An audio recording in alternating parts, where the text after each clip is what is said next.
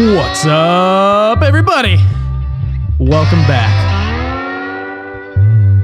We're pleased to see that you decided to join us for another episode of the Dirty and Driven Podcast, baby. That's right. My name is James Deviney. I'm your host today on this beautiful Tuesday episode. Joined today by my co-host. Some call him the meat, some call him the talent. Some call him the perfect face for radio on the Dirty and Driven Podcast. I call him Mr. Casey D. How are you? I was wondering if you were going to say hi there for a second. Guys, this is the podcast where we bring people to the blue-collar world, teach them how to kick ass. It is a no-filter podcast where sometimes it's just me and Casey talking on our Tuesday episodes. Sometimes we bring a guest on our Friday episodes, and sometimes it's other shit too. But it's mainly those two things. We just want to bring people on here, have them tell their stories, talk about issues in our industry that need to change, and see how we can fix them. This is not a bitch fest, but rather a podcast where we want to see and make change in this industry and in this world. We have a labor shortage going on, and we want to help solve that. We want to bring people to the construction trades and just make this whole industry an awesome place. It is an awesome place, but we want to help make it even better. Before we get started, I want to shout a couple people out that have supported this show. These are not people who have paid me anything. These are not people that asked me to run an ad on them. These are people who helped me out of the kindness of their hearts, and I'm just saying we need to support them back because I want to support the people who support the show. The first one is my boy Colton with the Certified Wrench Podcast. That dude, he came on the show a few episodes ago, but since then, him and I have just been texting back and forth. He's helped me figure out what all we need in this studio of ours, equipment-wise. He helped me pick everything out, and he just said, this is what I use, this is what I like, this is what I do, and I ordered that equipment, been very happy with it so far. And then also, a week ago, 2 weeks ago, there was like a full 3-hour block that I called him and said, hey man, I got some questions about the software we use to edit our podcast that he uses. And I was like, I have no idea where I'm at because it's the new software for me. Can you give me a little crash course? And he just said, hell yeah, dude. So he sat down with me for over 3 hours on just a Tuesday evening and walked me through how to do everything. And I was just so thankful for that. It made it so much easier. And he just spent time with it, and he didn't ask for anything in return. So support Colton, buy his merch. I bought a couple certified wrench pieces of merch the other day. I got a tank top and a hoodie that just came in, but the hoodie is super soft. Obviously, you're not going to wear it this time of year because it's 100 degrees outside right now, but it's a sweet hoodie. The other one, my boy Tim with Delaboro Aftercare Products. Give them a follow on Instagram, man. Just look up Delaboro Aftercare. You'll find them. They got some great products. He just hit me up the other day and said, hey, man, I listened to the show. Love it. It's great stuff. Been following you for a little while. And he just said, I want to tell you a little bit about myself with his aftercare products. I said, great, man. Where can I buy some of your stuff? If you're going to support me, I will gladly support you. And he said, no, I'm going to send this to you. Free of charge this time. And I was like, okay, cool. So he sent me a box with some muscle rub. He sent some some hand balm stuff that's good for all sorts of things. And he sent some beard oil, not for me, but for Casey, because I can't grow a beard to save my life. Beard balm. So good stuff, man. Good products, Tim. I tried out the muscle rub, and it worked really well. This weekend, we've got a big endurance event coming up, if you saw our Instagram. And I'm going to be putting his products to the test. I'm going to really be trying them out for the muscle rub, and then his hand balm, be using that for anti-chafing also. And here's his slogan, logo. Delaboro, work hard aftercare, and it's got a picture of looks like a hog or a boar on there. But it says, born from blue collar for the blue collar. Yeah. Beard balm. Yeah, Tim is just a blue collar dude. Like, that's not his full-time gig. He works. I can't remember exactly what he said he works in off the top of my head, but I'm gonna look it up. He works hard for his money. He works hard for his money. He's a blue collar dude, man. He's just like any of us. Let me just pull up these DMs here. I feel like a blue collar worker right now, sweating in the studio, man. Yeah, dude. Damn. Our AC doesn't work. I need to talk with the landlord, get this shit straightened out. Yeah, so he used to be a carpenter, and then he said now he works in water distribution, fixing leaks and maintaining sewer collections.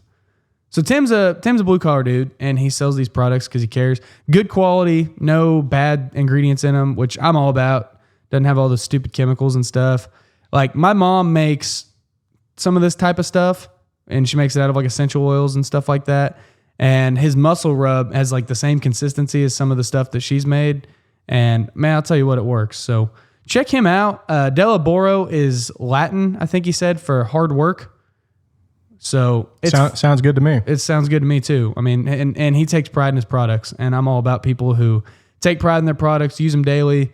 So support small business, support the guys who support this show if you're into that kind of stuff. And yeah, we'll do a more in-depth review on it after I do this endurance challenge we have coming up. Before I get into that, I want to also just make one point.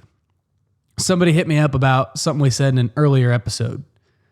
And my response to that was, well, although I don't know exactly what I said in that earlier episode because I haven't listened to it in over a year, I'm really bad about knowing which episode's what. So if you ever say like episode 12, I don't remember, man, what I said in episode 12. But what I want to say, man, is this is a fluid show. And this is, we're people. As we get older, as we have more conversations, our perspectives change on different things as we have more experiences. So just because I said something in an earlier episode doesn't necessarily mean it was gospel. That might have been my opinion then. It might have changed now. It might still be my opinion. So just keep that in mind as you're listening to a podcast. That's the case with all your favorite podcasts is, we are human beings. Ever since I started the show, I've gained a much broader network of people. And so I've got different opinions on different things than I may have had when I was started because I've had so many conversations with people now that things might change a little. So it just comes with experience of life. I'd like to know what that is that you're talking about, but you don't have to tell me right now. Yeah, I'll talk about it later. I need to go back and listen to the episodes he was talking about. He wasn't like critiquing like, I can't believe you said, he just said, hey, I disagree with you here. And that's cool, man. You can disagree with us. Was he disagreeing with you about where urine comes from? Because you said it came from your balls on a couple episodes ago. Yeah. No, he didn't. You know where it comes from, right? Yeah, it comes from your balls. And sperm comes from your bladder? Yeah. All right. Yeah. So now you know. And don't fact check that. And knowing's we're half right. the battle. We're right. You know whose slogan that is? Now you know and knowing's half the battle? Whose is that? And now you know, and knowing's half the battle. G.I. Joe. G.I. Joe. Fuck yeah, dude. Yeah, I was like, dang, I know it. That was back during the He-Man episodes, Yeah. all that stuff. That was back when Saturday morning cartoons. Compared to today, man, you looked forward. We had very fewer channels. Yeah. This is before, the thousands of channels, but you would look forward to Saturday morning cartoons. That was it. Dude, whenever I was little, we still had good Saturday morning cartoons, especially on Boomerang. You get the old Tom and Jerry, the Jetsons, the Flintstones. Dude, I ate that shit up. I'd watch it all day long. It'd go till like noon. And then like they'd have the old school cartoons even on like Nickelodeon and stuff. But yeah, it ain't like that anymore. Yeah, so all of those ones that you mentioned were about the time whenever I was a kid coming out. Late 70s, early 80s was when a lot of those. Mm-hmm. So those were the hot off the press cartoons, man. Yeah. They were awesome. Yeah, I love Saturday morning cartoons, dude. I always loved cartoons. I never really got into much else TV-wise, but whenever I was a little kid, man, I could watch those cartoons. It's just the imagination of it all, Yeah. I just love that. If it's on, man, I watch it. Now, if you watch some of them cartoons now that you watched as a kid, you realize a lot of them writers some of them are a little creepy. Oh, yeah. Like old Pepe Le Pew. That would always be sexually harassing that other skunk he'd be chasing. Mm-hmm. You know what I mean? Yeah. Nowadays, with the Me Too movement. But dude, you look at a lot of I mean, it's like the Flintstones used to advertise cigarettes. I mean, yeah, there's a lot of stuff that those definitely couldn't get away with. Even SpongeBob, dude. I mean, SpongeBob came out a couple of years after I was born, so like perfect timing, you know, right around, I think the first SpongeBob episode came out in like 1999, 2000. Mm-hmm. And so that's what I grew up. And you go and you watch some of the old school episodes of SpongeBob, you're like, interesting. But I do love me some SpongeBob. I actually just got a sticker yesterday. It's a picture of Patrick holding a trombone. It says, "Is mayonnaise an instrument?" I bought it for my laptop. Yeah, my dad used to be I think I mentioned it before. He used to be an instrument man down in the refinery. And I always I was like, "So what instrument did you play, Dad? Was it the trombone or the tuba?" The mayonnaise. Instrument tech in the break room. So I still watch cartoons nowadays, but the only cartoon I watch is South Park. I was big into South Park when I was in college. I watched every episode. I don't even know what streaming service it's on anymore. I don't really have any streaming services anymore. I canceled a lot of them, or I just use other people's. I don't really watch enough TV, but I did love South Park, dude, because I love things that have either hidden meanings or like if you really like, as if you watch South Park, it's got so much more going on than just stupid humor. Like you watch Family Guy, for the most part, it's just dumbass, dry humor, which I like. I like Family Guy. But you watch South Park, there's just so much more going on than just what meets the eye, and I love that. I'm all about that kind of stuff. Man, whenever I went to OU back, it was 97-ish, 96, 97. And a person in my class was talking about they had transferred from, it was a school in Colorado, and they were obviously going to Norman. It was either OU or UCO, but I was talking with them, and they were talking about these two guys in their class that were working on this little sketch cartoon, and they'd pitch it in front of the class. Well, it was the Trey Parker and the other dude. Mm-hmm. And they're working on this little sketch deal called South Park. So this kid was in the class with the guys who, you know, obviously run South Park. So no kidding. Yeah. That's wild. Yeah. I'm sure Trey Parker was the wrong reference. That's like Jackass or something, I think. No, it's Trey Parker. Oh, is it? Okay. Trey Parker and Matt Stone? Yeah, that sounds about right. Yeah. Yeah, so with that being said, with South Park, man, did you hear the restaurant that they're reopening in Denver now, or outside of Denver? It's not Casa Bonita, is Yes, you damn right it is. No, that's been open. Victoria went there like 2 years ago. And Then it shut down, and it was like in peril. Well, since they had always represented it or talked about Bonita. So, dude, when I was a kid, this is no shit, because whenever they were showing it on South Park, I was like, dude, there used to be a Casa Bonita in Oklahoma City. I think that was the OG. It might have been. I looked it up. I think it was one of the OGs. Well, I went there, and I remember they served the salad. They had like an old Ford Fairlane or something, like a convertible, and they would serve the salad bar was inside there. But they didn't have the cliff divers or the divers and stuff there. But I remember it was a super duper cool place. They used to have it there, and I think in Tulsa, but obviously it shut down. But so I watched the behind the scenes. They're putting a piss pot of money into reopen it to where pretty much they said it's like it's a destination for kids to go to and just look forward to eating and hanging out. So many things to do. Victoria went there. She said she went there, I think 2 or 3 years ago. Dang it, dude. I wish Victoria would have come today. I couldn't get my beautiful wife out of bed this morning to come record with us. She told me she was going to, and she decided it was not worth getting out of bed for. And she's probably right. But damn it, dude. I'm going to give her shit about this. But she went to Casa Bonita. She didn't watch South Park or anything. She didn't know the reference. She went to Denver for spring break one year with her friends. And she's like, we ate at this really weird restaurant. And it was this Mexican place. And it was like, you put this little green flag on your table if you want food, or red if you don't. And then it had like this cliff diver. I said, did you go to Casa Bonita? She goes, you know what Casa Bonita is? I was like, holy shit. And She was just telling me about it. She goes, the food was absolute trash. The service was god awful. She goes, the plates were all filthy. She goes, and then the cliff diver was just weird. She's like, it was just this kind of middle-aged fat guy who just kept climbing up there and jumping. I was like, what? So it's not some beautiful, magical place like Disney World? She goes, no, it sucks. Yeah. And then I told her about the South Park episode, and then she went home and we watched it together. She goes, holy shit, they nailed this to the T. That's like exactly what it is. You go there for the experience. Yeah.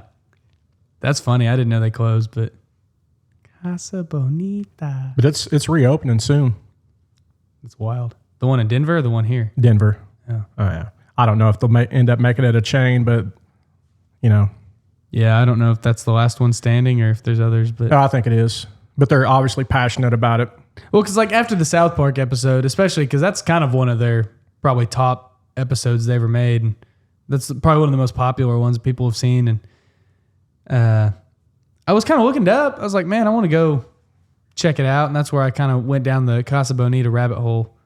I was a sophomore in college, had nothing better to do, okay? So I went down the Casa Bonita rabbit hole and learned more about Casa Bonita than I cared to remember. One of the most recent ones that I like was the Harry and Meghan one. Did you see that one? You know, the Prince. You know, I haven't seen any of the recent ones since like COVID. I think I watched... No, I don't think I've seen any of them since like 2020 because they moved it to some weird streaming platform I didn't have and I wasn't about to pay for it just to watch South Park. Well, the whole idea with what is it even on now? Comedy Central still. That's the kicker. Comedy Central went so PC lefty, but the kicker is South Park is such a machine that they got grandfathered into still being able to do their type of comedy. Well, do you have like a streaming service or do you just have TV that you watch it on? I have DirecTV. Oh, okay. So that's how you watch it? Yeah. Oh, okay. Yeah. Which there's other avenues too, but that's what I watch it on. Well, that's what I was wondering because the only streaming service that it's on is like some weird ass one. Well, the Prince Harry and Meghan, they left the royal family or they got ostracized and kicked out. Yeah. This whole South Park episode's amazing because it shows them two little cartoon characters going around and they say the whole basis is they go on talk shows and all over and it's the leave us alone tour. We don't want any press tour. So they'll go out on all of these shows. Please leave us alone. All right, tomorrow on Today, we're going to have Prince and Meghan. Would you please? So it's a huge tour to tell us to leave us alone. So it's the total opposite of. That's exactly how it was too. They were like, we just want to be left alone. And then they were like on all the talk shows. She's like, everybody the media's in our business. Paparazzi's everywhere. And blah, blah. It's like, yeah, you're on Ellen DeGeneres right now. Yeah. You're on the Today Show. Like, they're writing a book on Leave Us Alone. That's funny. Press tours. I just love how, it nails it, Yeah. Funny thing about South Park, this is actually what got me into it because like whenever I was in high school, I always would kind of glance at it and think, man, this show's so stupid.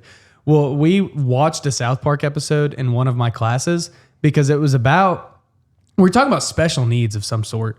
And it was talking about how they won like an Emmy or some award because of an episode they did about some sort of special needs. I think it was about Timmy and I think it was the Tourette's episode. It was whenever Cartman was pretending to have Tourette's and they won an award on that because they were like, no, you guys like nailed Tourette's to a T. And they're like, it's funny. And it seems like you're making fun of it, but you're actually raising a lot of awareness for it because of how accurately you portrayed somebody with Tourette's syndrome. Yeah. And I was like, okay. So that's why I started watching it because I go, okay, it sounds like there's a little deeper meaning to it. And then I started watching it. I go, dude, this is actually like high level stuff. It's not just mindless. Yeah. I think I suffer from Tourette's every now and then. Fuck. Yeah. Shit. Well, I'd love to be able to use that excuse on an outburst that I've done in the past.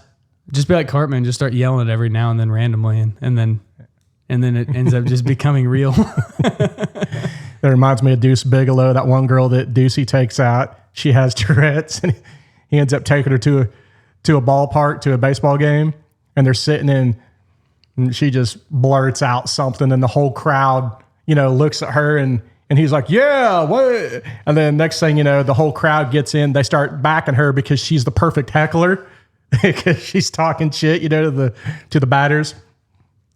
That's funny. Yeah. You ever seen the Deuce Bigelows? Oh, dude. The first and I think there's only two. It's Deuce Bigelow. Then the second one's the European Gigolo. Dude, you've got to see those, man. They're ingenious. That's funny. That's funny. My little he bitch. Little he bitch. God damn, dude. Well, if it's Deucey, not so big below. Hey, real quick, I also missed a shout out. Rex Sherburne. Shout out to that guy. Went on the Certified Ranch. He was also on Certified Ranch. But he went on Sweat and Grime and gave us a shout out. So I want to give him a shout out. I was actually listening to his Certified Ranch podcast whenever he hit me up. I'd never talked to him before, really. And he said, hey, just want to let you know I shouted you out. I hope that's okay. I was like, hell yeah, it's all right if you shout us out on another podcast. Let's pieces go, man. Of shit. I'd like to give a shout out to these pieces of shit. Hey, no publicity is bad publicity. There you go. Listen to this show. It's so bad. Yeah, we'll embrace it. Yeah, we will. But anyways, so before we get into our topic, was going to talk about our upcoming endurance challenges. So this is why Casey and I have a podcast, just to air out all of our dirty laundry and our thoughts and stuff, and then to call each other bitches. So last podcast, I said, yeah, I am pulling out of a triathlon because I've been sick, which was supposed to be yesterday, I believe. And I was not able to train for 5 weeks because I got really sick. I listen to last show if you want to hear about why or whatever.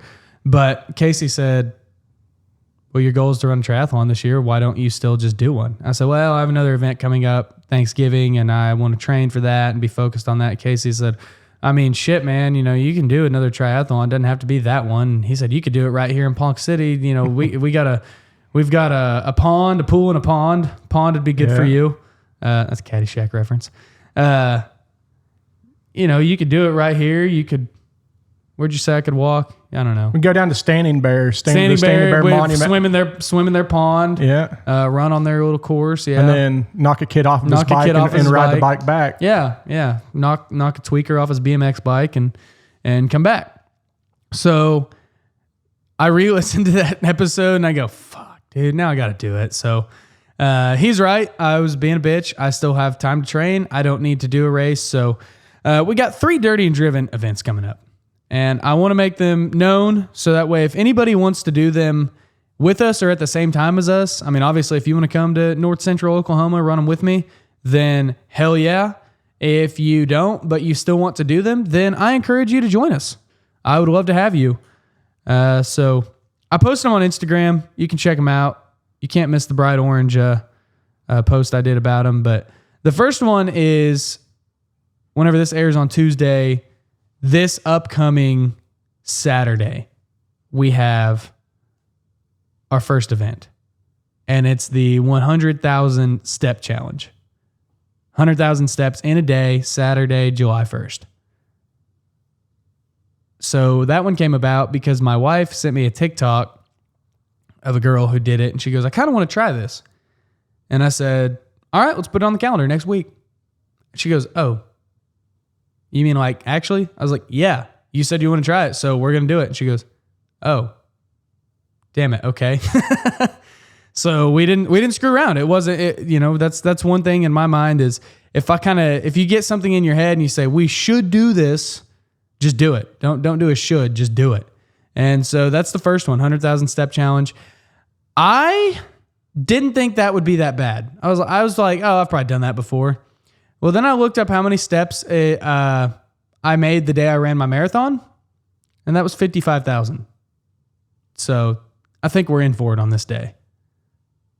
But it'll be fun. I'm excited for the challenge. That's ambitious. You need to plan this thing out. Oh, we're planning it out. I mean, we're planning out our nutrition. We're going to be meal prepping. Well, I'm talking about even your route. You don't want to be out in BFE. No, we're going to stay pretty local. There's like some walking trails that we're going to go to. I think right now, and our strategy is probably going to change by the time we get there, but like right as of now, what we've talked about is Just like get up at 5 in the morning, 4 in the morning, run a 5K. Just knock those steps out early, but not gas our muscles. Like a 5K is probably a good distance that we can go that we won't be, if we run it at a reasonable slow pace, we can knock a lot of steps out pretty quick, but without juicing ourselves for the rest of the day. What's a 5K? Probably 12,000, 15,000 steps. Probably closer to like, if I had to guess, I don't really know. I would say probably more in like the 7,000 to 8,000 range. It's more than that. It also depends on who you are and your stride and everything, but I don't know. We're thinking just, okay, get up, knock it out. I always like to start my days fasted. And so like, I'll probably do that. And then, all right, let's eat breakfast, eat a big meal, go walk, start walking, and we'll probably go to the lake, probably walk around the lake a whole bunch. And I mean, it's going to be like 50 miles, give or take 3 or 4 miles. I didn't realize it was that many whenever I signed up for this, but I already signed up for it and put it on Instagram. So we're doing it. So if anybody wants to join us, even if it's remotely, we're going to film ourselves doing a lot of this. We're going to probably make our first official Dirty and Driven YouTube video because we want to document this and we want to start just encouraging people to do this hard shit. Victoria has not trained for endurance, period. I mean, she did the half marathon, but she ran like 4 times in preparation for the half marathon. That was a month and a half ago. So she hasn't ran since, really. It's still good, though. She's been doing weight training. Being able to do that half marathon. Yeah. I mean, she did it, and that's what counts. Without much training, because that's kind of like having that Mickey Mantle gene. Yeah. To where you're just born with it. Well, like if I tried to go out and run that marathon tomorrow, I probably wouldn't be able to do it right now because I was sick and wasn't able to train for so long. So I know this is going to be a challenge for me. So I'm excited for it, though. I really look forward to doing this 100,000 step challenge. Follow along. We'll be posting on our Instagram stories throughout the day. So just follow Dirty and Driven, and I'll be keeping y'all up to date on it. But yeah, we got a plan going into it. Like I said, we'll probably run just a 5K, just something quick, easy on easy terrain, flat ground. Just get a lot of those steps out of the way quickly. And then from there, just walk the rest of the day. Because, I mean, it's going to be hard no matter what we do. And we'll have to meal prep a lot because we're going to burn 7,000 to 10,000 calories that day. So there's no way you can really stay on top of your nutrition or in your hydration whenever you're doing that much. So you just have to stay as close as you can. And, I mean, obviously, we're not going to want to come and cook and all that. So we'll have to really stay on top of our stuff there. The next event is the Dirty and Driven first annual triathlon.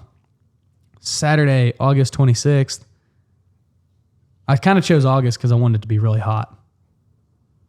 Like, I want to just fucking suffer while I'm doing that one. So, again, if you want to do it with me, come do it.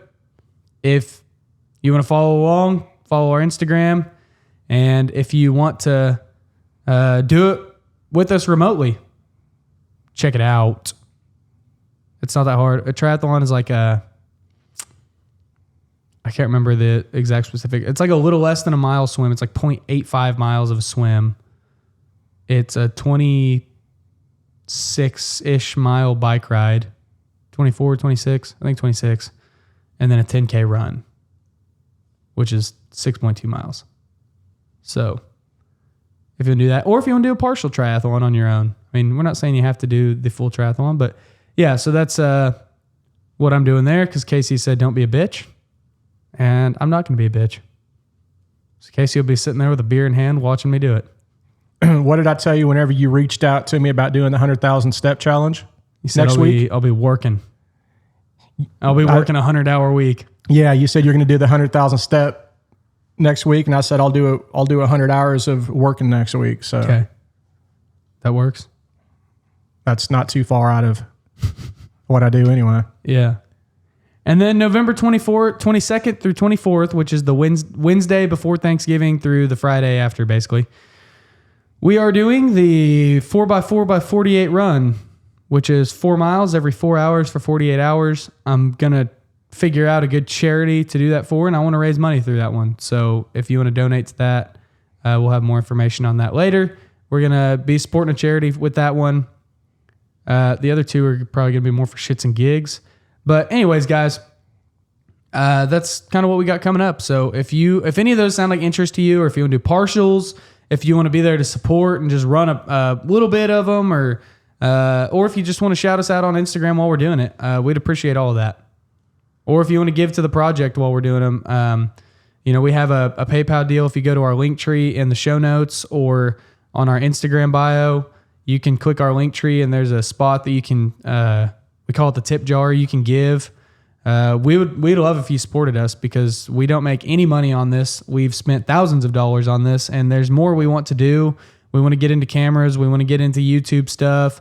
We want to start videoing our stuff, and that's going to be another pretty nice chunk of change. So any money you give will go directly towards improving the show. So if you like the show, if you like the content, man, even just consider giving us $1 on the tip jar. And if you see us out there sweating coming up in these coming weeks and months, man, I'd love if you would, if you'd consider giving a little bit just to support the show and support the mission, support the cause. We love doing it. It's not about money, but we would appreciate anything just to help grow the show and keep it going. We've doubled in size just this month, and I cannot express how grateful I am. Damn. Doubled, and the month's not even over yet. When y'all are looking for the tip jar, hover over the icon that says just the tip, and that's where the tip jar is. I think I'm going to change it to say that. Yeah. Oh, it's not that already? It should be. It should be just the tip. Just the tip, yeah. Yeah. And also, Casey, what's that I gave you before we started? Oh, yeah. A new snazzy Dirty and Driven t-shirt. It's a jet black shirt with the, the orange Dirty and Driven dozer. Dirty and Driven killdozer on the front, man. It's sweet. I love it. Yeah. We're going to be getting those. It's my favorite one yet. I know there's only two, but it's my favorite one. Yeah. Technically, there's three. Our first edition run with the tank tops and everything that we didn't make very many of, but I still got a couple. And then we have these, which are a little better. And then I ordered those in black with the orange logo and then orange with the black logo. I told you if you did the tank tops with spaghetti straps, I'd probably wear that all the time. Well, I tried to order the tank tops and they were out of stock. So we're trying to find them. Nobody makes orange tank tops, evidently. So if we got any guys that do merch or screen printing or anything like that, and you got orange tank tops in stock, let me know because I would be down to work something out with you and give you some support. Anyways, yeah, so those will be on our website here pretty soon. Some people have already placed orders with me, custom orders and stuff like that. And if you ever want to do that, let me know. I'm about to mail a pretty good chunk out this week and start getting them on our website too. So don't be afraid to check them suckers out. Support us that way too if you want. So you record the show, you edit the show, you produce it, you get merch, you do all this stuff yourself, man? I do. Damn. One-stop shop. One-stop shop. And all I am is just the talent. I just roll in and you hit record. Yeah. I do my thing. Yep. I like my gig. Yeah. Casey's got the easy gig. Yeah. It's but you know what, man? That kind of reminds me of people who own boats. You know what I mean? The person who owns a boat that always goes out to the lake, all the maintenance, all the fuel, worried about the tire, the trailers, this and that, then everybody else just shows up with their towel or something. All right, I'm ready to go. Yep. That's an ode to our friend Zach Taylor. He's got a boat. Well, I'm the guy with the towel that shows up. That's the smart one. The idiot is the one who owns the boat. Yeah, you're right. I mean, the best boat is a friend's boat. And for you, the best podcast is a friend's podcast. Yeah. You just show up. I admit it, man. Yeah. No, it's not from Casey's lack of offering to help. I mean, I know that if I asked you to do anything, you would do it in a heartbeat. And people, that's a good, it doesn't hurt to offer. Yeah. Because I know James is probably going to say no. That's kind of like inviting a family member to go on a trip with you. You really don't want them to come and it's last second and they're going to say no. But hey, you want to come? When y'all leaving? Oh, we're leaving right now. It's a good gesture to offer it and they're not going to be able to make it. Well, and to be fair, I mean, I handle the dirty and driven stuff, which makes me no money, but you handle a lot of my real estate. If I've got issues and problems there and you do all that work, so that way I've got time for this. and I pay you to do that. Whereas if it was dirty and driven, I wouldn't be able to really pay you to But do I have to anything. invoice you for you to pay me. You do have to invoice me. Yeah, I haven't seen invoicing. By the way, send me an invoice, fucker. I got to write checks. Yeah. Yeah, that's true. Yeah, it's but that's how this relationship works. I know that I can rely on Casey. That's why we're such good friends, man. I hit him up and say, hey, I have somebody in my rent house that has a stupid problem that really isn't a big deal, but I need you to fix it. And he's like, cool. Be there in an hour. That's kind of like, whenever my wife brings up something, it'd be really nice if you could do this sometime. That means probably jump on it right then and there. Yeah. Yeah. I've learned that if I say, I always like to be the guy that people want to work for. And everybody I have in my Rolodex of contacts for maintenance or just things I need, they answer on the first call and they like working with me. And I have to play this one kind of, and this actually ties pretty well into the topic we're about to get into. I kind of have to be picky of when to say, no hurry, it's not that big of a deal. And when to say, like, yeah, it's pretty important, get on it as soon as you can. And there's times, I try not to use that too much, that like, hey, I need this right now, because then it's the boy who cried wolf. And there's guys that if I say, hey, man, I need this right now in one of my rentals, he goes, Casey's putting on the beard balm. Dude, that stuff smells great. Yeah, it's Dude, good I'm serious. Stuff. It is, yeah. Keep going with your... But, sorry, that was just cracking me up. But where was I at? Oh, yeah, but I mean, there's times where you're like, yeah, dude, I need this right now. But then there's times where you're like, hey, low on the priority list, if it becomes a bigger priority, I will let you know. I've smelled it. Have you smelled it before? Yeah. Damn. Yeah, I gave it a whiff. It smells good. Tim, your stuff smells good. It could be ball balm, too. Yeah. Put it on your nuts. Seriously. But then there's... By the way, I'm not down there often, so I wouldn't know how to smell down there, but... Yeah. Then there's... what could other genders use it for? Bunghole bomb? Bunghole bomb. But then there's times where you're like, hey, man, no hurry. But then they just like forget about it. And it's like, yeah, dude, just get this when you get time. And it's like 6 months goes by and you're like, hey, by the way, did we remember about that? No, sorry, man, been busy. Oh, okay. So, but it's good to not stress urgency if you know somebody's busy and it's a small deal. Well, stuff with that, just a little from you to me or me to you. Priority-wise, sometimes priorities in my mind are different than priorities in yours. Well, exactly. So, it's like I talk about all the time with residential customers versus government customers on like a big asphalt job. There's people that are like, well, I want this driveway paved yesterday and you gave me a bid and I accepted it today and I want you here tomorrow. Even though you tell them it's going to be a while before we can get here, and they don't realize that, like, yeah, they're a little couple $1,000 driveway job. Yeah, it's great. And we appreciate the business and we appreciate you. But also we have a job that's several $1 million with liquidated damages that per day that would cost us more than doing this little job over here. And so priorities do shift. Like, to me, it's a big deal, but to you, it's maybe not. But there's times where that's why you got to keep those relationships good, because if I say, hey, man, this is a big emergency, I need it, and then you get there and you're like, dude, this could have waited, then you're not going to be so apt to answer the phone next time. But if I say, hey, man, I just want to make you aware of this little issue. Whenever we get some time, let's revisit this. And it's just something that I want to make you aware of, so that way, whenever you're there and you got a couple other little things to do, then you can fix it all at once. And then there's the times where I call you, I'm like, fuck, dude, I need this fixed now. And you're like, yeah.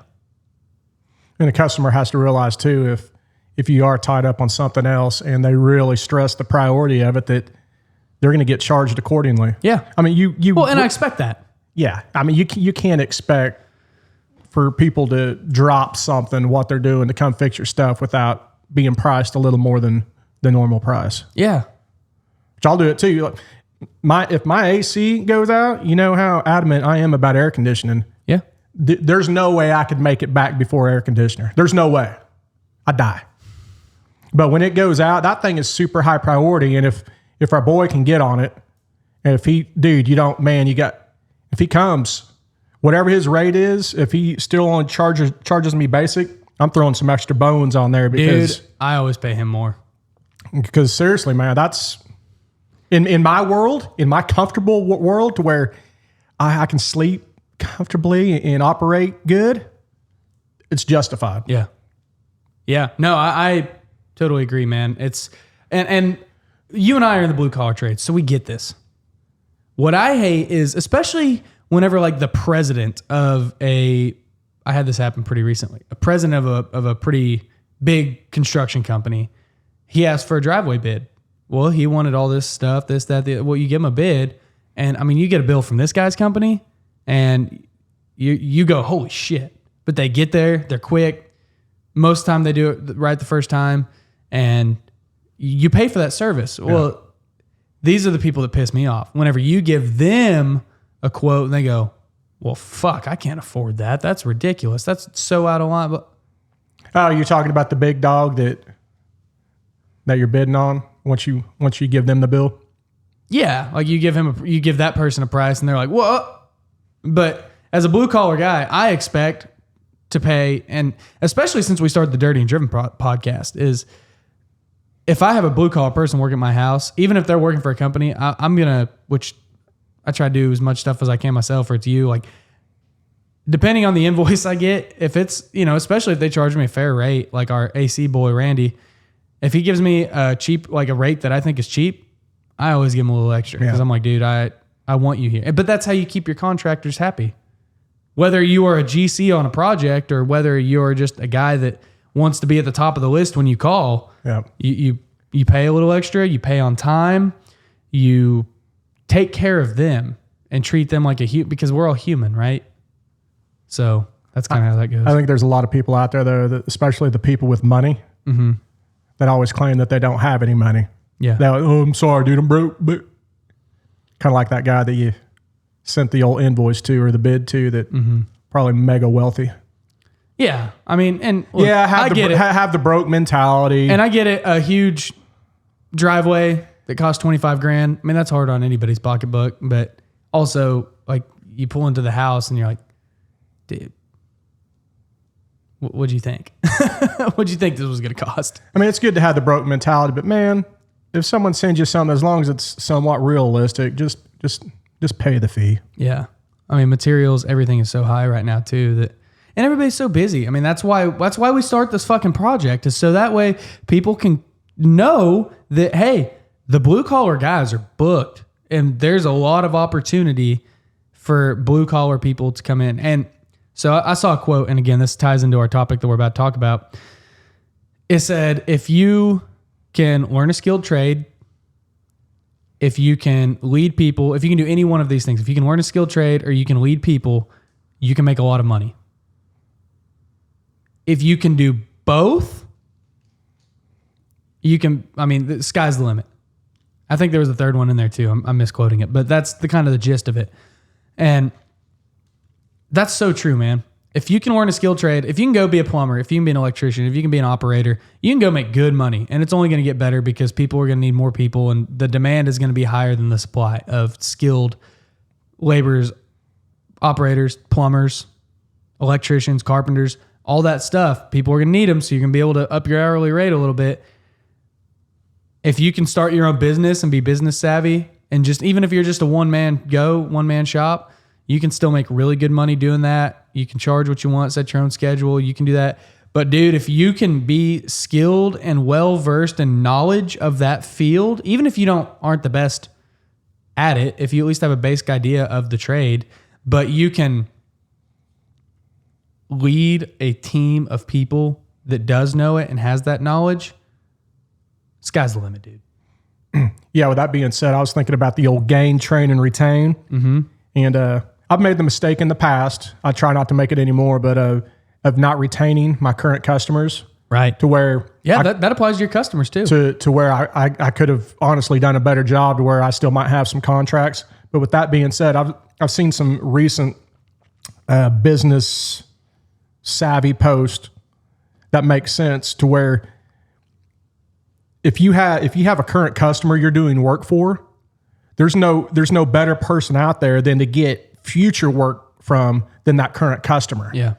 And I have a handful of people, your family, and I've probably got about 3 or 4 others, so that's almost a handful, a baker's handful, that since I'm the one-man gang, I'm inundated with so much work that's piled up on me, whether it's like here, do stuff here, your places, your mother's places, and these other people, just from one little job that I went and took care of, even outside of doing stuff for your family, dude, it's led to, hey, by the way, man, come check this out. I know I mention it all the time, and they'll show me other problems or situations that they have that's led to more work. Yeah. That it's the current customer that you have that has money that they want to spend. Well, think about how every time you go to one of my rental houses or something, it's always, hey, also while you're there, seriously, I've got this, and that, and you usually go, fuck, dude, that's a pain in the ass. And so, it's like, dude, just do it. But so, speaking of which, one of my houses really needs some attention. We'll talk about it after the show. No, let's air it out right now. Let's air it out right now. I was getting ready to mention something. I lost my damn train of thought. Choo choo. Son of a bitch. Dude, it was something good too. Fuck. It'll come to you. Watch your language. Watch your language. We don't cuss on this fucking show. Damn, what was it too? Fuck. Dude, it was beautiful. We are terrible podcasters. No. We're just sitting here. Damn it. What was I going to say? Shit. I heard somebody the other day during a podcast, and if you start on it was somebody a little more popular than me, obviously, but he was asked a question, but he kind of got sidetracked on his answer. But when he got done with his rant on his answer, he had asked the host, it might have been like on a Theo Vaughn podcast or something. He had asked his host, no, wait a second. Now, what did you ask me? No, but the way he brought it up was so perfect. It was a genuine crap. I went off track a little bit, and then the host pitched it. Well, I'd asked you, how you got into and he goes, oh yeah. Then he answered the question directly. But with that being said, and I need to do this, sometimes I need to maybe write down what we initially start to talk about. Yeah. Because I'll take a left turn and keep going down that rabbit hole. Then, Do you know how often I do that? It's like, I'll listen back to the show and go, shit, I was going to mention this. So yeah. I kind of actually just started doing that. I've been kind of doing that as we go. Yeah. A couple little points, but need to get better at that. Yeah. We, I don't know. We're a year in now, almost a year since the Dirty and Driven podcast first came out. So we're getting better. Was that a little bit of a ADD? Like I said before, I think we all have little jizzes of everything in our lives, little ADD, little Tourette's, little. What I love is, and we'll talk about the real behind the scenes stuff here. What I love about podcasting is you always listen to it and think like, oh, these people really researched this topic. They really went deep. They really do they really? Did, but then it's like really? then it's like we do it, and it's like there's days we show up and we're like, what the hell are we going to talk about today? Just bullshitting, man. Speaking of which, all right, let's get into this. Let's add a little value to people's lives today. We're at the almost 50 minutes, so let's dive into our topic. Are you talking about how Russia was getting ready to be overthrown by the Wagner Group? No, that's not what I was talking about. Okay, well, I just wanted to make it a timely that this is the time that we recorded this. We recorded this whenever all those billionaires died in the Titanic submarine deal, and we made a lot of funny memes about it. Yeah, shortly after that. Oh, and by the way, less than 12 hours, the Wagner Group, they're not going to do a coup d'etat. They're not going to overthrow the government. They decided they're going to work with Putin. But just so happens, you want to hear, I'm going to do a quick conspiracy deal, then let's talk. Dude, just so happens, the government's accounting found an extra $6.2 or so billion last week.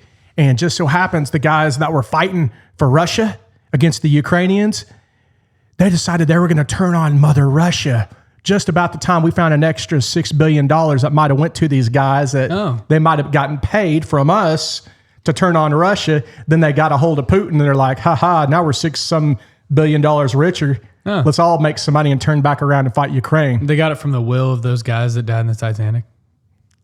Yeah, that too. Just tie it all. Just baseless. No, I'm kidding. I don't know anything about A $6 billion accounting error to where they found an extra $6 billion. But that's towards our trillions of dollars of debt. I think they said that they overvalued the military equipment $6 billion, so they actually had an extra $6 billion. Oh, interesting. All right, what were we talking about? All right, anyways. And by the way, don't cut that out, James. I won't cut that one out. Thank you. Casey got mad because he went on a very weird side, well, not weird, but very I can do it. fairly off-topic side rant about the COVID vaccine on our mental health podcast, and I was like, this didn't quite tie in the Was way it was it should. how the pediatricians were incentivized to give the COVID vaccine to kids? Yeah. Okay. Yeah, that was the topic. We're not so going to there bring you go. that up. We're not even going to won't. mention it. We're done. Thank you. Don't cut that out. That's in there. All right. Oh, dude. I love you, James. Thank you. We suck at podcasting. All right. So today, guys, I was reading this book. So there was a guy I went and saw. He came locally. He was a motivational speaker of sorts. He was at a local event here in Ponca that I went to a couple weeks ago. Well, he had this book that he gave everybody who attended called Unleashing Your Hero. His name's Kevin Brown. And, I didn't know what to expect. I've never been to a quote unquote motivational speaker. I've been to like some real tried and true hardcore stuff. Like I saw Terry Crews talk before. Really? I saw Damon John speak. Really? And I think one more. Yeah. They were Where at? OSU. In college, every year they'd have like a free deal for students. They bring in a motivational speaker that's awesome. or somebody like that. Yeah. And those guys were great. Did Terry Crews bounce his pecs while he talked? Yeah. Did he? Yeah. Hell yeah. And and he was cool, man. Terry Crews was a riot to watch, dude. He was. Yeah, he looks like a lot of fun. Even though I'm going to interrupt you right here, we've been watching a lot of America's Got Talent just because Steel Panther was on there on the opening show. Yeah, but dude, it's great, man. But that Terry Crews, anytime he's kind of like the Flavor Flav of the show. Anytime someone's performing, they'll cut to Terry Crews standing side stage, and he'll look at the camera and he'll either give it, oh yeah, man, these guys are good, or he does what Nick Brown used to do, doesn't he? Yeah. Oh, I totally forgot about that. I knew he's like I said, he's the Flavor Flav of the America's Got Talent. Keep going, man. I'm sorry. Yeah. No, he's a cool dude, man. He was fun to watch. He really was. And so I've seen those guys before, and like those are guys you've heard of, and they're not motivational speakers. It's just them showing up. They're like, yeah, we're going to speak. And those guys had cool stories. Well, this guy, Kevin Brown, I'd never heard of him. Apparently he's pretty big in the motivational speaking game, but I feel like there's such a negative connotation on motivational speakers and stuff like that. But anyways, we go to it, and I wasn't expecting much, and the dude just gave a great speech. I was like, okay, that was awesome. And he talked about a lot of really cool stuff. Well, then he gives everybody a copy of this book, Unleashing Your Hero. And it was really fun to listen to or to read, I mean. But at the very end, he kind of sums it up with 5 points of leadership. And he bases these off of his son who has severe autism. And he was an executive for the author, not his son, was an executive for a large restoration company. Like after, water, fire damage, stuff like that, they'd call this company. And he was like a major executive of this company.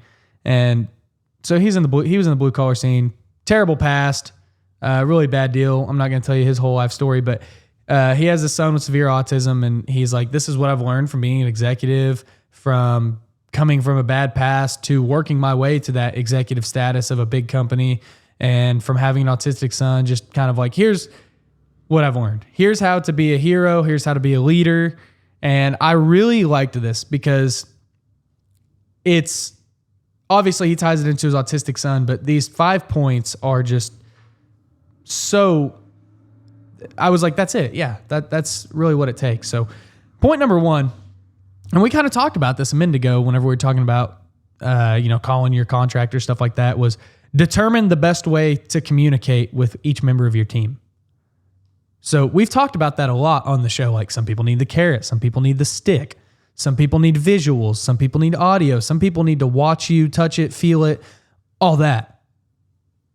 So you got to learn how to communicate with each individual on your team, because there's not a one size fits all communication. And one of the biggest issues I see in all industries, but especially our industry, especially because there's big construction companies that, I mean, even if you have a 20, 30 man crew, how do you make sure that each person knows what is going on, you have to communicate.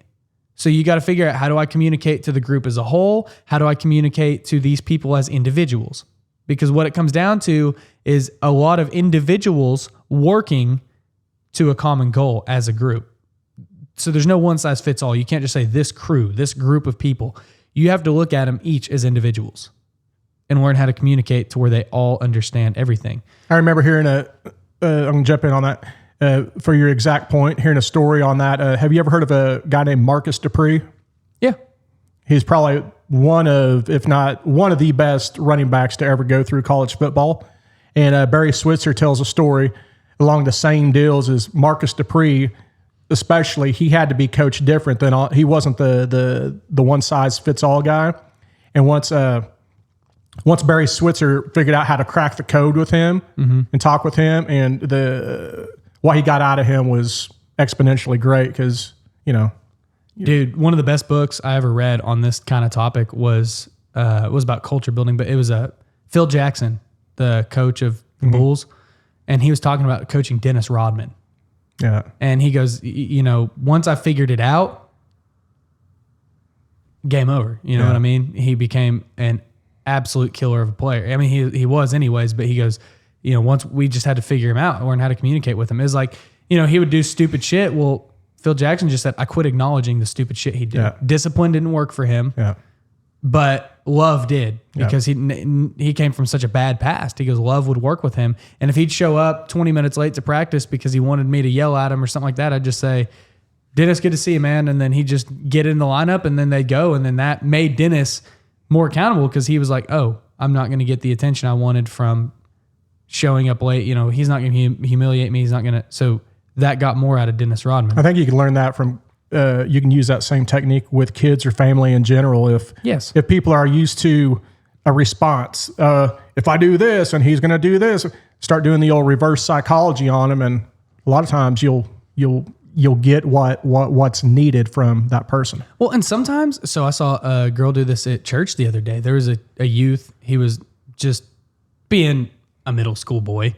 He put 2 cups in his shirt, like they were boobs or something, walking around just being a jackass. And this girl just looks at him. She goes, hey, use your head. And then he took him out of his shirt and just minded after that. It was that easy. It wasn't, oh my gosh, I can't believe, you're going to go do it. Was just use your head. Okay. It's just, you got to learn how to communicate with each individual. Some people that doesn't work. Some people you might have to be a little harder on them. Some people you might have to be a little easier on them. And like another form of communication that I found, especially with people close to me, because leading in a business scenario or a job site scenario is different than leading in, say, a family scenario. There's a lot of principles that still apply. But like one guy told me, he said, you can't treat your home like you treat a business. You need to an extent, but also you have to know that your wife isn't an employee or something like that, that kind of along that premise. Well, one thing that I've learned works really well with my wife because she gets tired of hearing me talk because she hears me talk all day and she listens to this podcast and she hears me talk here. And sometimes if I'm trying to get a point across to her, or if she's dealing with an issue that she can't quite figure out, or I know the answer to it, but she doesn't want to listen to my solution, I will tell one of her friends or somebody that she looks up to, like, hey, this is kind of what she needs to do, or kind of a piece of advice I've been trying to offer her. If you think it's reasonable, would you mind telling this to her and relaying it to her? And sometimes she just needs to hear it from somebody else, not me. Yeah. And that works really well. You get it from somebody that they listen to more. That's why this morning, whenever I wanted her to be on the podcast, I said, hey, Casey, text her and tell her you want her to be on the podcast. It's good to do those techniques, but it's good not to air it out. Yeah. The old, hey, but don't let her know I told her. Don't let her. Oh, I never say that. It's just like, it's like there were certain things like she kind of wanted to get involved in, but she didn't really want to take the step. So like at church, I wanted her to get more involved in some of the stuff that was going on. And she kind of wanted to, but she didn't want to like go through the effort of like signing up, meeting new people, this and that. So I went to one of the kind of the leaders that she looked up to and just said, hey, you ought to just mention this to her and invite her. And she went and she did. And then now she's like and a group of friends there that she loves and hangs out with all the time, and it worked out well. Yeah, it's weird how that works out when it comes from somebody different. You know? Yeah, and sometimes at work, you know, the superintendent or the foreman will be trying to get something across to a guy, and he hears their voices all the time. Yeah. You know, so it's information overload. But then there's me that I don't get to talk to him every day, and then I'll talk to him and say, "Oh, well, you know, it might help if you do blah blah blah." Oh yeah, I didn't think about that. It's just a different voice. Yeah. And because I'm not talking to them a whole lot, so the conversations, they remember more of my conversations than they do theirs, just because they don't talk to me as much. So that's a way to communicate. Don't have their defenses up. Yeah. So the next thing is lay out each expectation, project, or goal. And I think that's important to do because so often I see in the industry, guys show up to the job site, they're given an address, they're given kind of a basic, we're going to cut this down and pave over it. We're going to frame this house up. They're not given like a timeline. They're not given this is how we bid the job. They're given very minimal information. They're given show up here this day at this time and that we're going to start that job. So I think that it's great to lay out expectations of your project or goal. And I think this goes into the pre-employment process as well. I think you need to lay out the expectation of if you're going to come work here, this is what we expect from you. This is what we need you to do. Or if you have a guy that says, hey, I want to level up and advance, you need to say, this is what I expect of you. And this is what you have to do to hit your goal. If your goal is you are a bare bones laborer who just started today and you have no knowledge and you want to become an operator, here's the things that you have to go through. Here's the things you have to master as a laborer. And here's the things you need to learn. And here's what you have to go through. Otherwise, that guy's going to get bored and he's going to quit. If you just say, yeah, well, we'll get you there eventually. And I've seen this happen. And I've talked about it on the show before. And if you lay out the expectation of, well, you know, we expect you to do this for a year. We expect you to go through this duty, that duty, this duty. You have to spend so many hours doing this kind of stuff. It's just part of the deal to become a good operator. Then that guy's going to be a lot more patient because he sees the end goal. But if you don't give him any expectations or any timeline of an end goal, then he's eventually just going to say, well, this sucks and quit and go somewhere else or join a different industry. So it's good to define those steps, explain kind of the rewards, and remove the barriers. Just put that guy in a position that you can help him excel. And with that being said, get it in writing, man.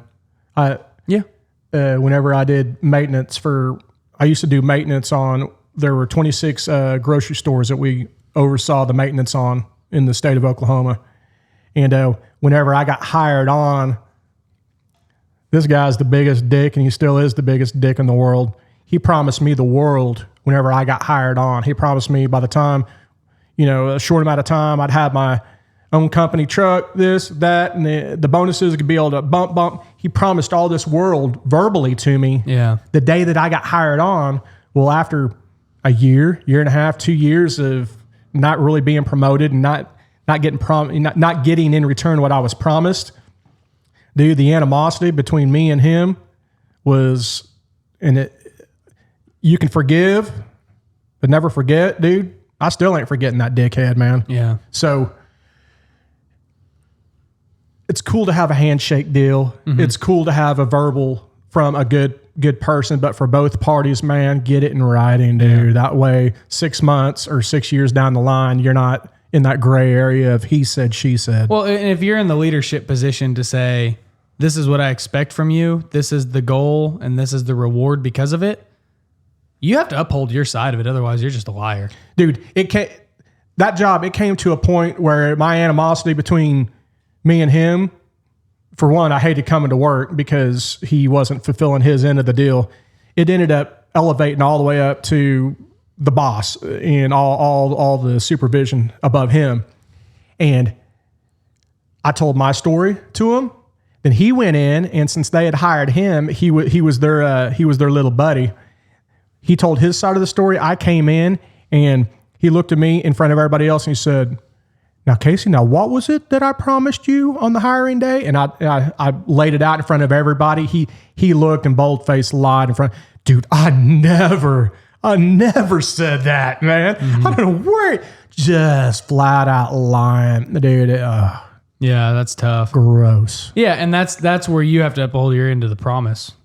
Yeah. If that makes him a terrible leader, because he laid it out. He said, "This is what I expect of you. This is what you'll get in return," and he lied about it. And now, if you weren't holding up your end of the deal, and then that's whenever you as a leader have to say, "Well, you're not holding up your end of the deal, and here's why." But that's not what he said. In your case, he just was being a shit leader. But a good leader says, "This is what I expect of you. Here's the steps for what we're doing. Here's the goal." So if you send a guy out to a job, a foreman or something like that, you say, "Here's the steps of the job. Here's the schedule. Here's what we have to do," especially if you're like a big, heavy civil guy that's got several things, all right, here's the schedule, what we have to do. We got to go and we got to, move the utility lines first, and we got to put in drainage. We got to do this. We got to do that. That's the first step. I need you to start on the north end of the project and work south because of traffic control. And here's where you're going to be inside your barricades. Here's going to be, lay out the steps, lay out the plan, lay out the expectations of, all right, guys, this job, we bid it to take 60 days. And if you go over 60 days, then we've got $2,000 a day liquidated damages that we have to pay. So I really need you guys to kick ass and take names. It's going to be bid tight. And we only bid it with 5 guys and 4 pieces of equipment. So here's the ones that we kind of had in mind. So don't just take the whole fleet and the whole crew out there. Here's kind of the expectation of how I need you to do it. Now, sometimes the plan changes and stuff, but that's not the point. It's just laying it out right there for your people and say, also, you might just say, back to communication. Well, I know you want this piece of equipment, but here's why you have to take this piece of equipment because this one's tied up somewhere else or, stuff like that. You just got to lay out the expectation. Just say, we bid it tight. But if you guys kick ass, take names, and really get after it and you finish on time, then, I'll give you an extra day off, or I'll give you, I'll take you all out to dinner, or it's, something. I mean, just give them an incentive, lay out and you don't have to give them an incentive. I'm not saying you have to. Just if that's their job and you expect them and you're going to take care of them and they know that you're going to take care of them, they respect you, just lay out the expectations for the project and just say, hey, here's how we need to build this thing and here's how we have to do it. And then they know. But what I see a lot of times is just show up to this on this date and we'll get started. And then it comes down to the end of the project and it's like, guys, we need to hurry up. We're running out of time, blah, blah, blah, blah, blah. And your guys had no idea. And it's like, well, shit, man, we may have done things a little differently sooner if we had known that this was the deadline we were on. Oh, yeah. It's always not done quick enough and spending too much money. Yeah. It's never the opposite. Never on time, always over budget. Never. Yeah. So just keep that in mind. Lay out the expectations clearly. And I think that's good. And not that the ground level workers need to know all the ins and outs of bidding and accounting and estimating, but it is kind of good to know not what the vision is, but what the project is, instead of just go and dig up something and, well, this is the reason why we're digging it up. So you're getting into our next point, actually. Well, son of a bitch. No, it was good. It was good. Good segue. So the next point is actually help your team members focus intently on one big singular objective, right? And explain to them how smaller goals lead to it. So it's like you're saying, our job here is we're going to put in drains in the road. We're going to put in some utility lines. And then we're going to get all this dirt on grade. Oh, shit, man. This is a 6-mile long job. It's going to take forever. And you're like, no. Here's what's up. Like, I can't tell you how many times I've talked to a superintendent or somebody who goes, man, from the first time the shovel hit the ground to what this looks like now, I never would have imagined what it looked like. Was that your coworker? No, that was just like a superintendent we were working for somebody else. And he said that to me. So that's where it's important to focus on that big goal and then just break it down to small things. It's the old how to eat the elephant kind of thing.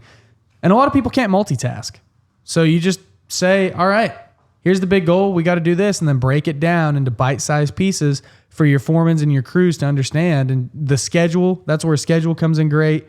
That's where things like that just come in great. Or if maybe you're working in somebody's house and you got to take things apart, people are going to look at that and they go, holy shit, dude. Especially like a homeowner. I mean, this is where it goes great for your customer too. If you have a homeowner and you say, yeah, we're going to have to rip this wall up, dude, those people are going to come in and they're going to look at that while their house is torn to shreds. And they're going to go, oh crap, dude, that's terrible. How's this ever going to look the same again? And that's where you have to just sell them on the big goal at the end and just say, well, it's going to look great. The paint's going to match. It's going to look so much better. You're not going to have this water leak inside your walls anymore. You're not going to have these electrical issues anymore. And then you fix that goal up. You get everything looking good, but you sell them on the smaller pieces. You sell them on the pieces of, yeah, look, this is what we have to do. And you sell them from the beginning. All right, your house is going to look terrible. It's going to look like it's in shreds for a little while, but here's what we have to do.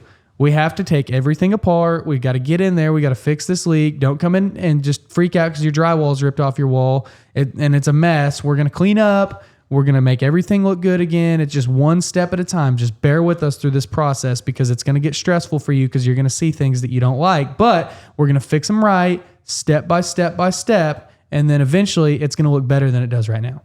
Under promise, over deliver, and we'll put it back better than it was. Yeah.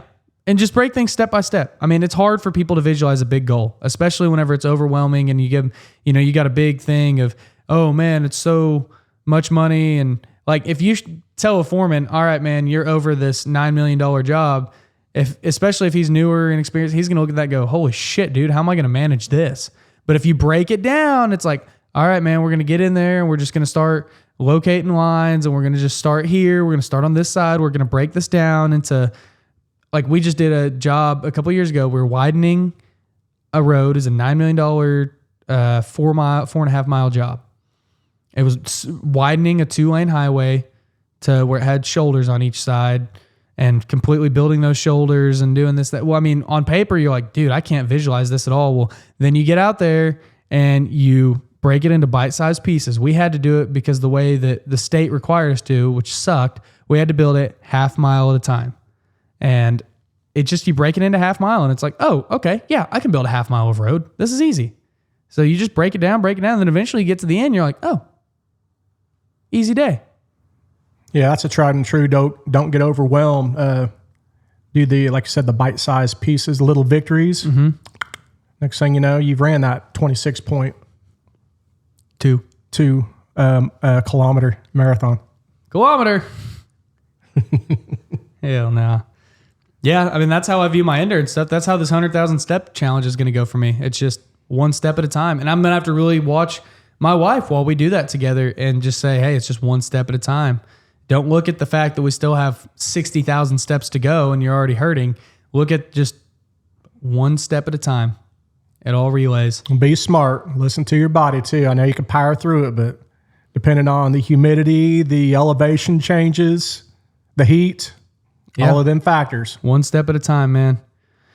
So the next point, show them what to do. Don't just tell them. Don't just tell them. Show them what to do. And sometimes you have to over-exaggeratedly show them. Give examples.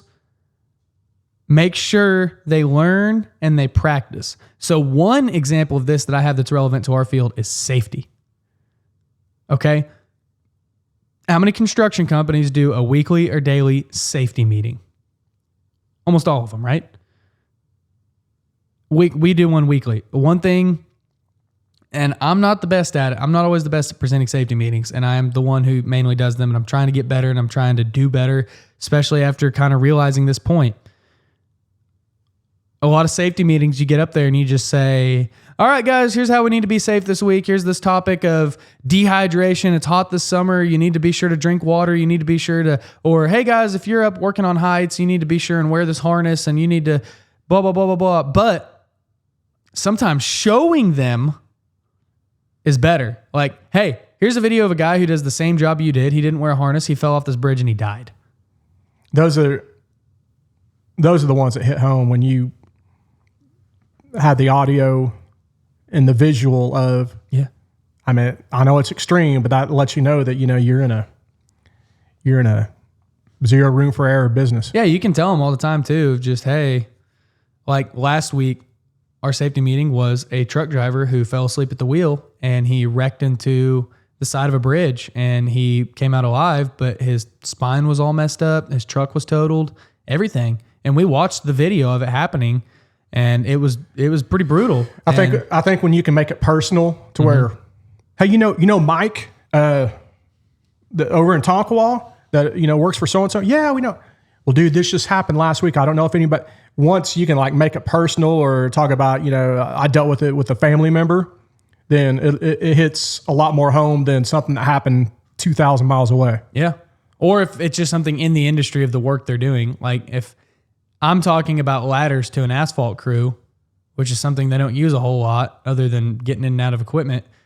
And I'm talking about, this guy died on a ladder, but they're going to go, well, I don't, which this goes back to the communication point more than anything, but then they're going to go, well, that's not really relevant to me. But if you say, hey, this guy got ran over by an asphalt roller and here's what happened and here's why.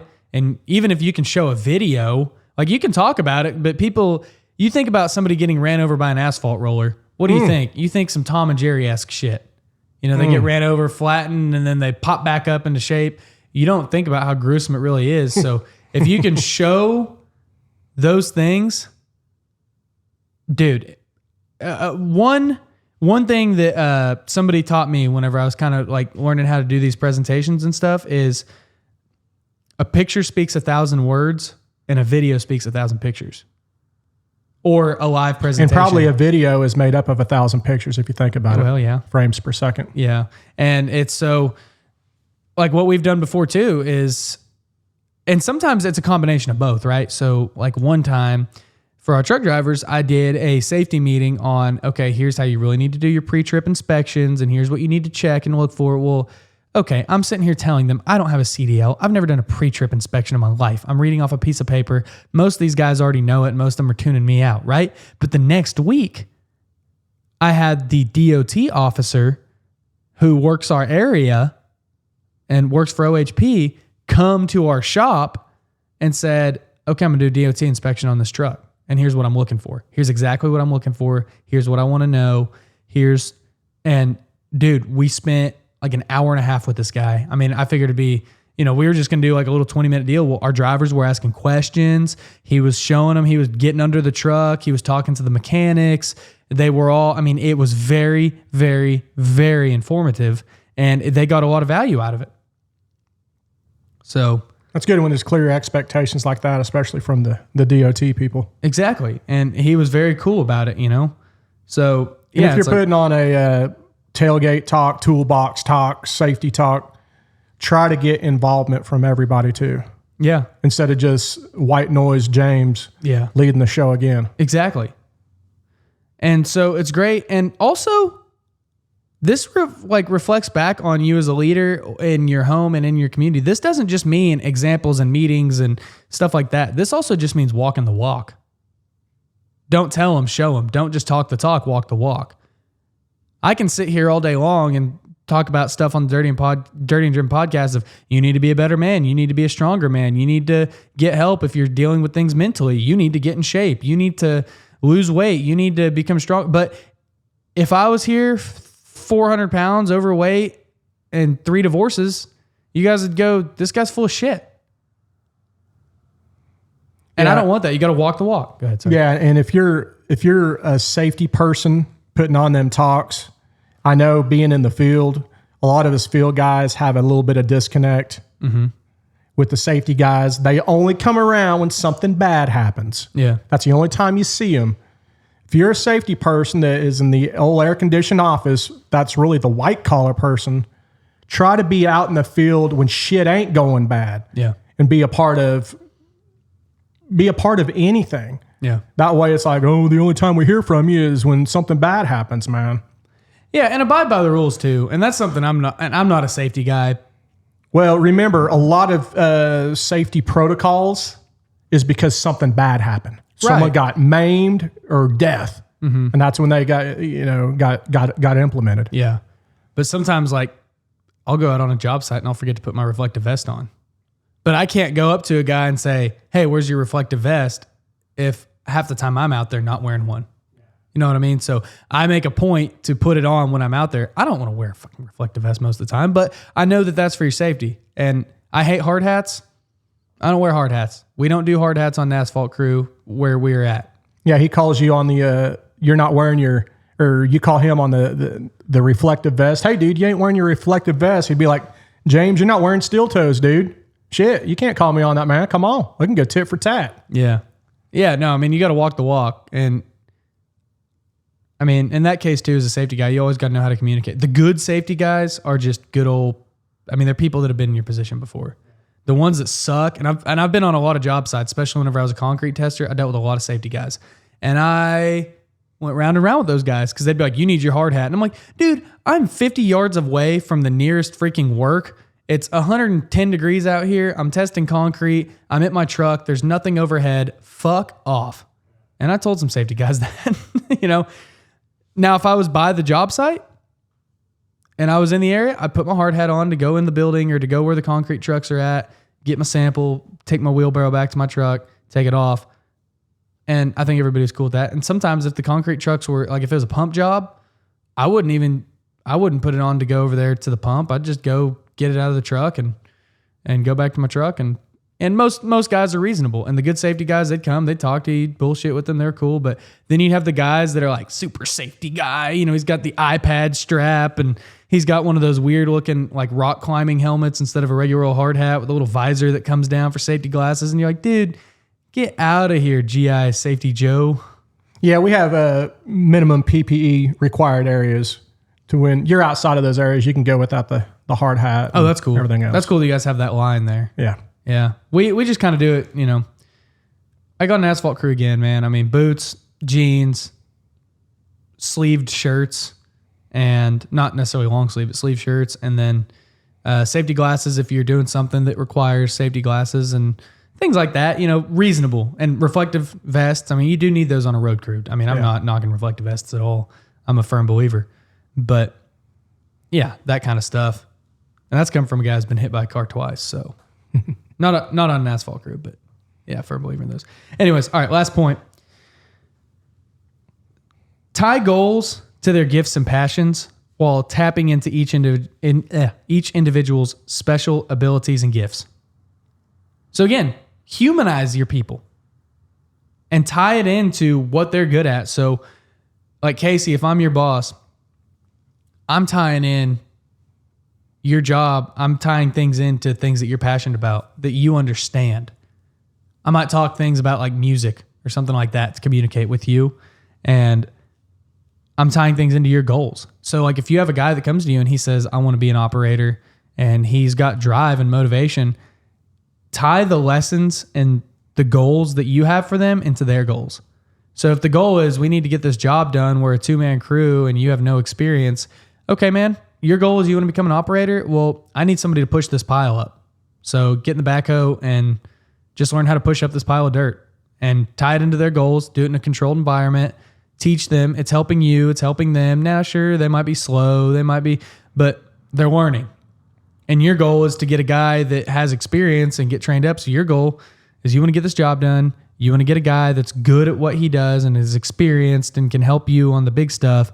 But also his goal is he wants to be that guy. Play hand in hand.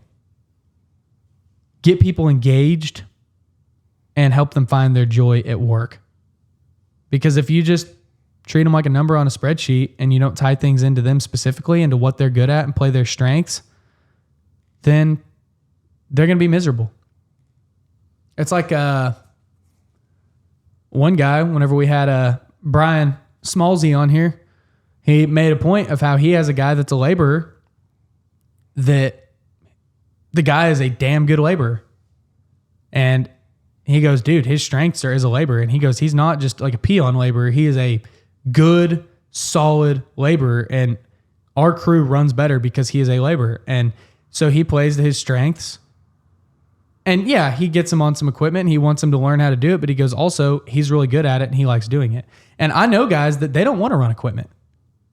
Their goal is just to be the baddest ass laborer possible and to be really skilled at that. But they don't want to be on equipment. They have no interest in it, or they're nervous, or they just don't like the idea of being on big, heavy equipment. So they want to be the baddest ass laborers they can. So you play to that guy's goals and strengths, and you just teach him to be a killer, and you know that he's going to be an awesome laborer. So you take him and you put him in a position on your crew that he can excel as a badass laborer, and he can rock hard. It's like some people don't want to be the catcher on the baseball team. They might want to play the outfield. Right. And if you put a guy that and the guy might be the best freaking catcher in the world too, but if he doesn't want to be the catcher, if he's tired of it, yeah, you got to play his strengths and passions too. And if his passion is, I want to be a center fielder, well, he's a better catcher, but he doesn't want to be a catcher. That's where you either have to get him on board with the big vision of, dude, we really need you as a catcher. This is where we want you, and this is where you're going to excel. If you can sell him on that mission, great. But he might say, I don't want to be the catcher. I want to be the center fielder. Okay, well, let's get you out there. And then he's passionate about that, and he's going to work towards it. Whereas if you leave him at catcher and he just does not want to do it, he's going to become lazy and he's become shitty because he quits working hard for it, and he's going to get burnt out. Yeah, then you can send him on the bench, but that's a totally different deal there. Yeah, different deal. But, well, I mean, that's baseball, but he's talking. I mean, I'm talking like he's probably going to quit you, but yeah, and challenge people is part of that too. I mean, if you have people that are competitive and stuff like that, challenge them to be better, challenge them to get after it. So just play to their passions, get them to work hard. Basically, the sum of all this is one, communicate.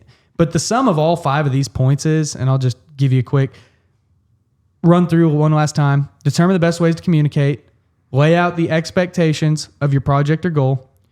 Don't just tell your team what to do. Show them what to do. Don't talk about it, be about it, right? Tie goals to their gifts and passions while tapping into each individual's special abilities and talents. What this really comes down to is treat your people like humans. Learn who they are as individuals. No matter where you are on the leadership totem pole. I mean, if you're the CEO of a big company, you can't learn all the individuals, but you can learn the individuals that are below you, and then they learn the individuals below them. It all trickles down, right? It's a top-down approach. And most importantly, the number one thing that I can say on this point is put your people in a position where they can succeed and give them the opportunity to flourish. Don't keep them in a box. If you keep them in a box, they're not going to succeed. But if you let them go out and you tap into their potential and their talents and their passions, you're going to have a badass crew, badass employees. And if you are not in a leadership position now, if you learn how to do this stuff, you can lead from anywhere. If you are the bottom of the totem pole, you can lead from anywhere. So I think these are 5 great points for leadership. Yeah, and walk the talk. Walk the talk. You'll get more respect and more out of people that if you've been there, done that. And if you haven't been there, done that, and you're in a position like that, maybe get out there and at least try to get involved. Don't get in people's way, but at least show that you do want to learn what you're. Yeah. Well, I know people that work in the blue collar industry that haven't ever like worked in their trade. I know a guy that he owns an electrical company, and he was never an electrician. He's not even a certified electrician. Yeah, and that's good. I mean, it's good that he has and maybe he's got people put in place. Yeah, he does exactly. But he gets out there and he learns, and he's still a good leader to these people. Right. So it's because he follows principles like this, and he gives his people room to excel. Yeah. So that's the biggest thing. Give your people room to excel. Anyways, guys, thanks for listening. Casey, you got any final thoughts? By God. By God.